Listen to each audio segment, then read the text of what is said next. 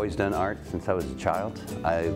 It was sort of just a thing I did in pastime. My dad drew a little bit, so I sort of picked that up and started copying comic books as early as I can remember, just mimicking the way comic book and superheroes were drawn, and just continued to do that on through high school.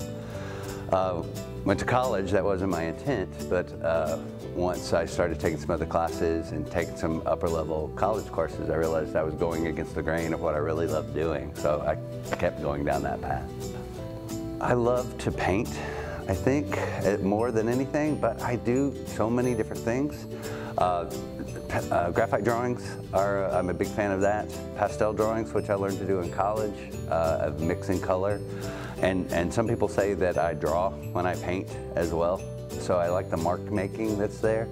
But I think they're all tied together. So I think there's some sort of combination that happens within all of those that I execute. He's incredible. He honestly, he cares for each individual and everything. Even if you're not a so-called artist or anything like that, he wants people to actually, you know, try their best and everything. And even if you feel like, you know, you're really down on a piece or something, you're really not liking it, he wants you to actually, you know, he gives you constructive criticism, and he actually wants you to feel like you're doing something with your art. You're not just, oh yeah, I'm just gonna draw this and throw it away or something. He wants you to feel proud of it. He wants you to actually see what you're capable of doing, and he wants to push you out of, you know, your comfort zone. Because like I said, all I do is really draw, but he was like, let's try 2D design, let's try 3D design, let's try painting. And it's opened so many doors for me. I've actually sold works because of him and everything, so yeah, he's awesome. I love the classes. I love the students here.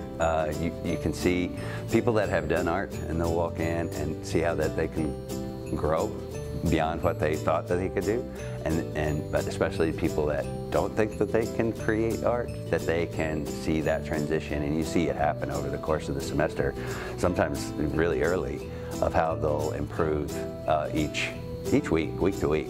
So, and then I've seen them move on from here to go to other universities, specifically, you know, Western's the closest one. And just recently, this last fall, I had 2 of my sort of core students that had taken several classes from me just graduate from the Western's art department, and went to their senior art exhibition in December. So that was exciting. There's so many projects that I enjoy seeing the students explore, and I try to do the projects with them a lot of times. I find if they can watch me doing it, sometimes that's better than I can try to explain it, but here's watch what I'm doing. I love the painting project that we do where I call them famous selfies, where they have to put their face on a famous self-portrait. I always do that with them, and we try to get everybody to pick a different portrait. Just recently in the 3D design class, we made these giant puppet heads out of cardboard, which are, I thought, hilarious, and they loved it. We could wear them around. We wore them around campus and walked around. Drawing is always a staple, good project. They do some self-portraits, some learning how to do perspective, and watching that light bulb go off when they figure that out. The still lifes, and just watching them progress over time. So there's so many, it's hard to choose a favorite. I would love to see the program grow even beyond what it is right now, because I teach 2 different lecture courses and multiple levels of that, 4 studios, and 2 of those are multiple levels.